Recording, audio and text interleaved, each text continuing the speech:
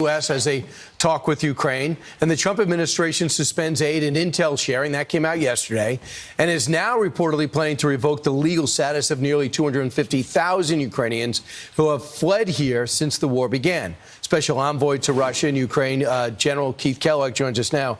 General, I know there was an emergency meeting of European allies without us yesterday in response to our pause in weapons and our hold off on sharing intelligence. What do you think comes from that, and what's the U.S. stance about that? Yeah, Brian, thanks for having me this morning. It's good to be with you. Look, this goes back to what President Trump has said all along, that to start with, and he's absolutely right, this war would not have started if he was President of the United States. But he's been looking at this for a long time. This isn't something he just came into on the 20th of January when he was inaugurated. He's been thinking about it, working about it. I mean, I remember him being on the campaign trail a year ago when we actually talked about it when we went into Iowa. And look, he's basically said, look, this war is an endless war right now. It's in almost a stalemate condition, and this war's got to stop. What you're looking at, the levels of destruction is horrific. It's World War II level of destruction.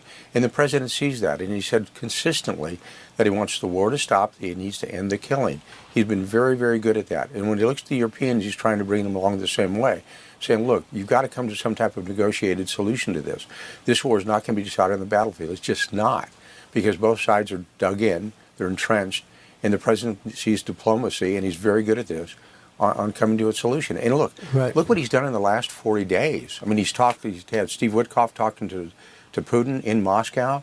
You know, I've been into Kyiv talking to Zelensky. He's got an all-star team. When you look at Bessent from Treasury, and you look at Steve Witkoff, the special negotiator that working with Russia.